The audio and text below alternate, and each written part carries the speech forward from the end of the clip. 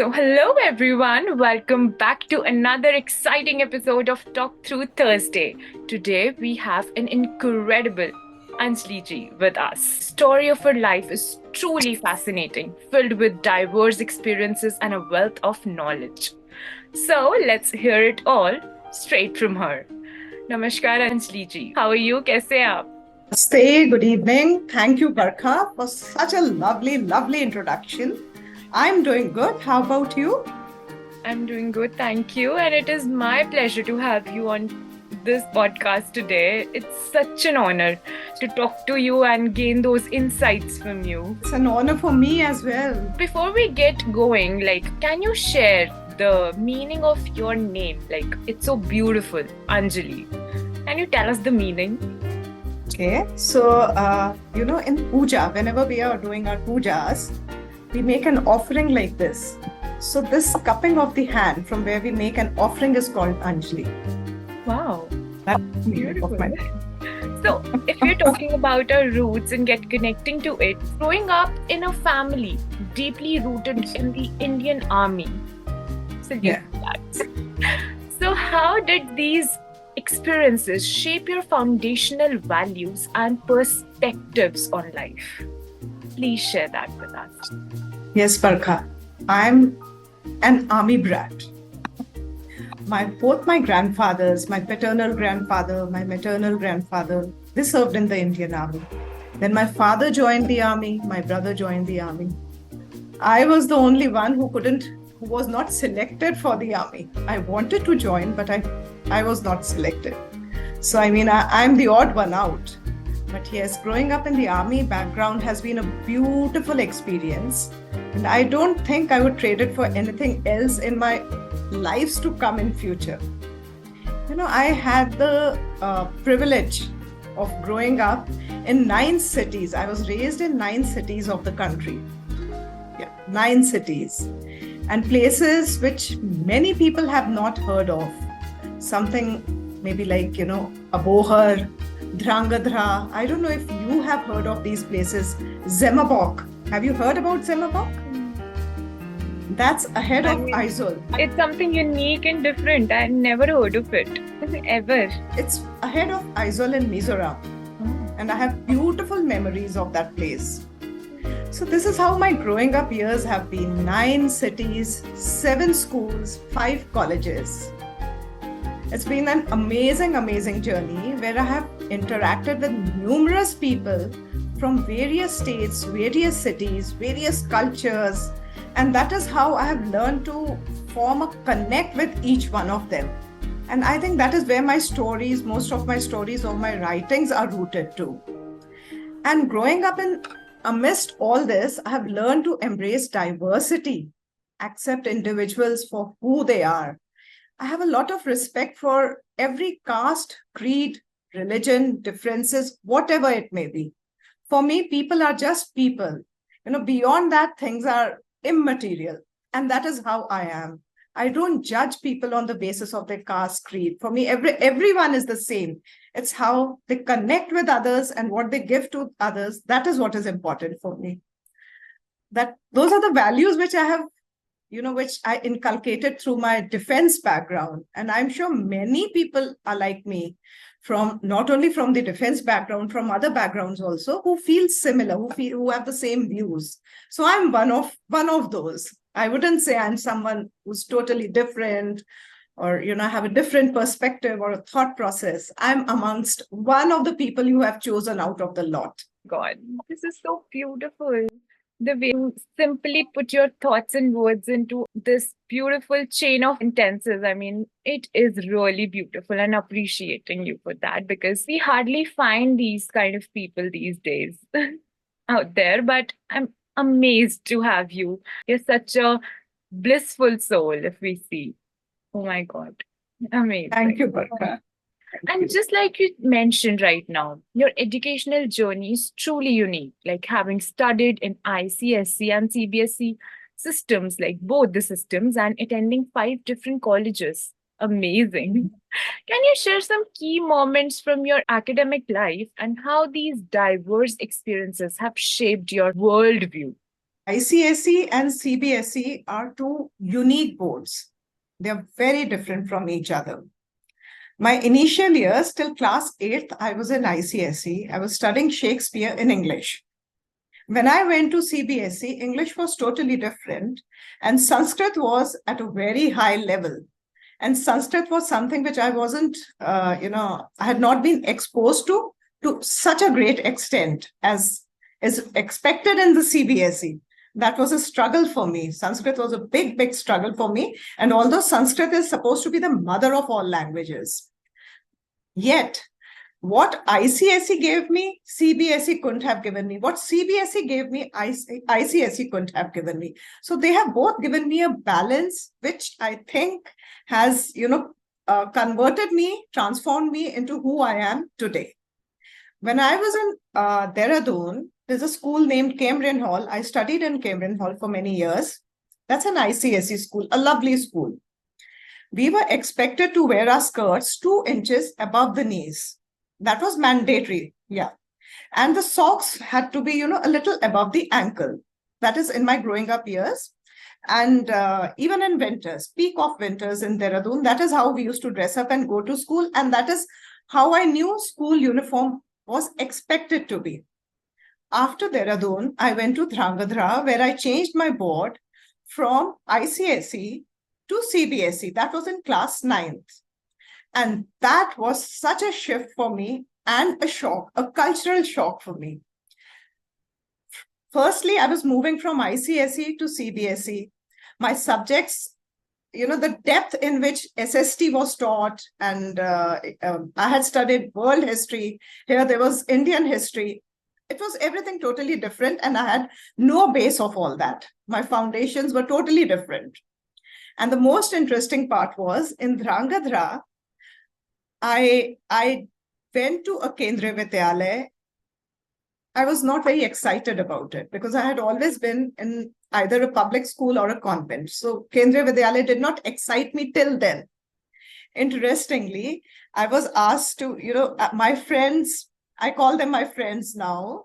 I still remember they would walk behind me because for me, skirts were meant to be worn 2 inches above the knees and socks were supposed to be short. That meant I was exposing a great length of my legs. And I was trailed by my friends who kept following me, boys and girls. And I know what they spoke behind my back. Gradually, the length of my skirt became longer and so did the length of my socks, but still not to the extent to which my friends in school wore. I was not very happy about the transition. But that is how I had to make the adjustment. From there, I went to Kendriya Vidyalaya, Ahmedabad, which was a little easier for me because I already had been to one Kendriya Vidyalaya. This was way back in 1987 when I did my class 10th. I'm talking about 86, 89. When I, 86, I shifted from ICSE to CBSE. And I was not at all excited about the group of people I was interacting with in school. Today, at this point of time, that group is my best group. They are my closest friends. I just need to pick up my phone and tell them anything I want to talk to them, I can do that. The same group which I thought made fun of me, the same group which I felt I couldn't connect with, communicate with, and they are the closest to my heart. So this is what army life has given me. It is all bitter and sweet both. But वो जो मिश्रण होता है ना वो बहुत ही मजेदार होता है, जैसे नींबू पानी होता है, खट्टा मीठा, बहुत ही अच्छा मिश्रण है. So this is one, it is something which stays close to my heart. And I still tell them, I said, I really hated you guys way back in school, but now I'm so fond of you, I can't do without any of you. Yeah, sometimes lives give you that, na? Ki kuch unexpected, unknown that strikes us and stays with us forever. Yeah. Amazing. So this is that golgappa, khatta meetha, nimbu pani, that kind of. My friends are a gem. And the best part, Barkha, is now that I feel, when I grew up, we had no mobile phones. Yeah. And even the landline was a rarity. True. And whenever I had to connect with my friends, it had to be through a letter which went through the post office. So 15 days from one side, 15 days of getting a response. So it meant just one communication in 1 month. And somehow, somewhere, we lost track, we lost connect of each other. That touch But for and feeling, right? That yes, sense of I felt belonging. yes. When I got married, I felt I had no friends. I came to Delhi, I got married. I had no friends because most of the people around, उनके तो बचपन के दोस्त थे ना, वो लोग यहीं पे पले बड़े थे. True. I had no one from my childhood to talk to connect with. किससे मन की बात करो?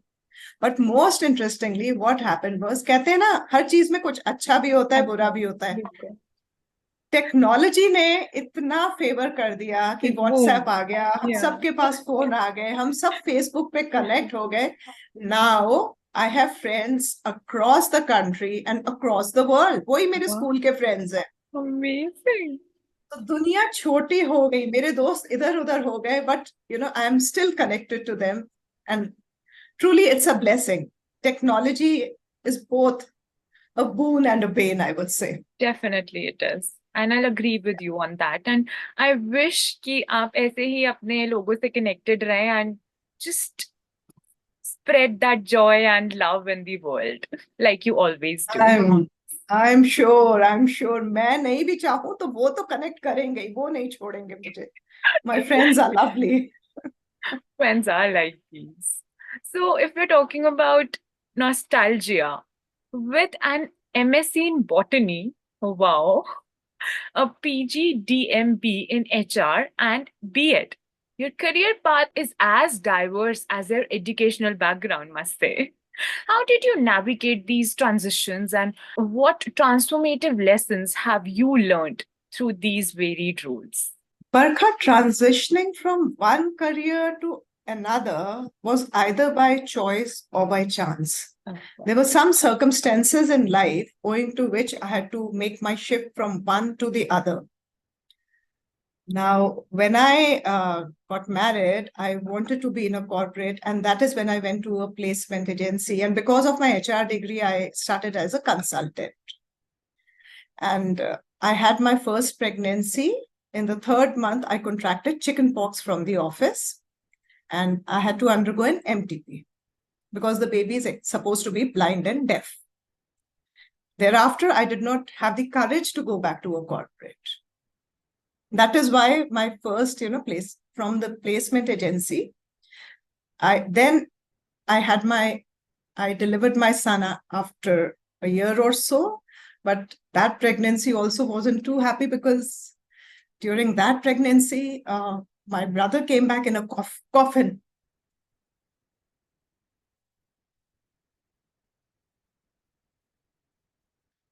So, I'm just so sorry to hear that, but I mean, you're so strong that you're just, still telling it all with the smiling face. I mean, amazing.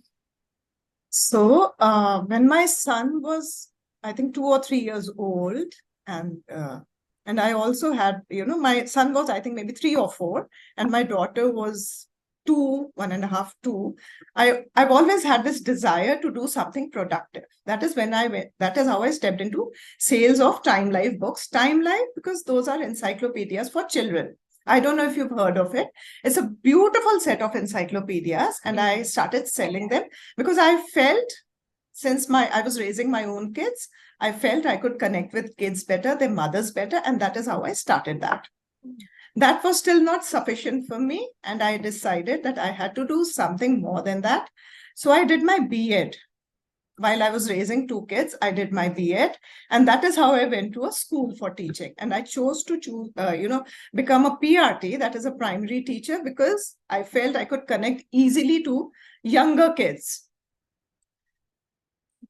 Now, while all this was happening, I was raising my kids and, I was teaching, somehow balancing and devoting equal time to both the things, both areas of my life became kind of impossible for me. And I decided to give up my teaching career. I decided to sit at home. But the kind of an individual I am, I cannot stay at home without doing something productive. And I went to writing fortunately, I was very fortunate that I got a job with Jamboree Educations as a part-time writer. This allowed me to sit at home and write admission essays for MS students. So it's been over 10 years, 10, 12 years, I think now that I'm an MS writer. I do resumes, LORs, essays, all kinds of documents for admissions for MS students overseas. And alongside, I also decided to pursue my soft skills training because prior to the pandemic, I had a strong desire to get into soft skills. But this did not happen at that moment. It's been 5-6 years. But around 22 February, I joined a course. And that is how I'm now a certified soft skills trainer and an image consultant. And I simultaneously do my writing work as well. Also, while I was doing my writing with Jamboree Educations, I got the opportunity to write for younger age group of students. Now, this was an online magazine started by a couple in Australia, Indian couple in Australia, and they were looking for writers. And somehow, God has been kind, and I got that opportunity to write for 2 years. I wrote original value-based stories for children from different age groups, 8 to 10, 10 to 12, and 12 to 14. And most interesting part was, while I was writing stories for this age group, I was also parallelly writing for MS students, some of whom are already, graduates from various universities, and some are young working professionals. So I've had the opportunity to interact with both sides of the spectrum at the same time. And I think both sides are really, really beautiful. And a lot of learning and interaction from either side as well.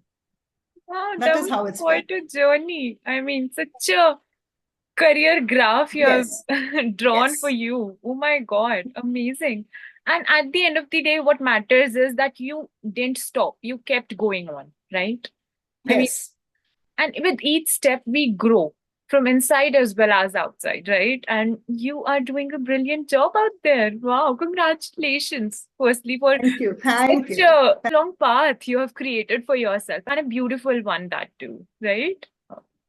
Barkha, there's one thing, your family is always there to support you. All this couldn't have happened without my family, my parents, my in-laws, my husband, and even my kids. Now, today, at this point of time where, soft skills and image is my new career, it's my kids, my husband, my pet, my mother, and my in-laws who really, really support me in doing whatever I'm doing now. And that is a blessing. Of course, yes. That is a blessing. So beautiful to gain that kind of stand back, right? That we have somebody with us. I mean, it's amazing. Absolutely, absolutely. We can't do it alone. Of course. We need to have those they are the pillars of support with us. Yes. So as we talk of soft skills trainer and an image consultant, what inspired you to make this significant career shift? Like, why did you want, like you mentioned, you wanted it in 2020 as well, but why? Because soft skills is something which I'm doing truly for myself. I'm being very, very selfish here. Around 6-7 years back, I saw, on the social media about soft skills. I read something about it and it triggered. It just stayed with me. That is how it was seeded in me. I had the desire. I thought this is something I could do. I could connect with people. If you see, soft skills training is something similar to teaching, but we are dealing with an older age group of people. And I would say my teaching has given me the foundation to step into training for an older age group where I'm able to connect with individuals. Today, I'm able to connect better with young professionals because, as I said, I started as a PRT because my kids were of that age. Now my son is a young professional, and that is how I feel I can connect better with young professionals. Because when there's someone in your family you're connecting with, you know exactly what they want. And soft skills has transformed me it has had a major impact on me. It has given me a lot of confidence. It has, taught me how to communicate, and it has deepened my empathy, my understanding for people, my patience, my ability to listen to them. listen for understanding. So there's a lot of change in me. There's a lot of change in the Anjali you see now and the Anjali, who was there in 2019, 20. And I think even the pandemic has had a lot of, it has left an impact, a lasting impact on most of us. It has just transformed us. So it's there for everyone. And I think change is the only constant. Everything in life keeps changing, and that is the only constant. You keep flowing with the change. Definitely. That is what I feel. Life is all about change. I agree with that statement of yours. And of course, pandemic maybe logo ne what they have gone through has changed. Or Yes. what we realized is any moment can be the last moment. So live your life to the fullest at that time. No? And it's better to transform than to be stagnant like a pond water. No? True. Of course. But your journey is so beautiful and you've come across many things in life. And of course, like you mentioned, family support is must. But the whole journey, if we see, can never be a straight road and not everybody is always supporting you, right? There will be ups and downs in the journey, the path of life. So while settling in Delhi, like you mentioned earlier as well, with two grown-up kids and a husband, working in MNC must be quite dynamic. How did you manage to balance your personal or professional commitments with family? And what advice would you give to others striving for the same, the balance? I have, transitioned from one role to the other. That is because I was trying to achieve a balance. The only advice I would give to people is prioritize. See what is more important to you. For me, my family, my children were more important to me. And that is why I decided to give up my teaching career. And I went to writing. Yet at the same time, I took up a career which allowed me to sit back at home and do something for myself. Be creative and connect with many individuals, many people sitting at home. So work from home is nothing new for me. It has been there for over 10 years. People had started working from home during pandemic, but I've been working from home for a very, very long time now. And it is very important to know what if you're not able to maintain that kind of a balance. You need to take a decision. It may be a tough decision, but truly it could be worth it. What you think later in life, you need to understand what is more important for you and go in for what is more important, and automatically you'll be able to balance out things. And yes, like now in my middle age, I'm doing something which I've truly, truly wanted. So you'll always have a time to do something which you actually want. And it's there for, mostly for women. We need to balance out, because men, for them, balancing out to such an extent, they also have to balance out, but maybe not to such a degree as women have to do it. Women are playing those multiple roles where, they need to also be at home, devote as much of time as they're devoting to the career. So it's more tougher for women. And I'm not denying the fact that it's not tough for men, though, because I don't want anyone raising up and saying that, what are you talking about? It's equally difficult for men. Yes, it is difficult for them. They also need to balance out. But yeah, for women, I would say, have your priorities right. Know at what point of your life, what is more important, go with it. Yes. And one fine day, you will find, you'll be able to discover your true passion. And that is the time you can pursue it. Ho jayega, sab ho jayega. Don't get stressed about it. And to add to what you have said, आपने बहुत अच्छी बात कही कि prioritize करना is the best part. But priority करते करते भी ना कभी कभी we just suppress our feelings. So I think at that point of time, our mind, our words and our actions should be in sync to be sane, even at like being at home. अगर घर पे रहना है तो sanity के साथ रहना, otherwise तो it's better to go out and work, right? So just while prioritizing, just be in sync with your thoughts. That would be good, no? Absolutely. I'm sure there is something, even if you have to sit back at home and, take a back seat here with your career, you would discover something which you've missed out in your 9 to 5 working hours. Definitely. So you could Be maybe open pursue to that. that opportunity, na? Yeah. तो जो कर सकते हैं वो करिए ना, कोई बात नहीं. जो नहीं कर पाए वो कभी तो किया था ना, ऐसा तो नहीं. वो experiences no one can take away from you. So that's a wrap for today's episode. I hope you enjoyed talking and I loved it, filling out Barkha. your insights to us and motivating us with your words and stories. So sweet of you. I thoroughly loved it. I enjoyed it. And I'm truly, truly honored and, so grateful to you for having me at this platform. Thank you so much, Barkha. Thank you for joining. It's a big honor for me. It's a big honor for me. For me as well. And thank you for giving out valuable lessons. My pleasure. Totally my pleasure. Thank you so much, Barkha. Thank you. Until next time, keep learning and stay inspired. See you again. Take care. Bye, everyone. Take care. All the best. Stay happy. Stay safe. Keep moving. Don't resist change. Bye-bye.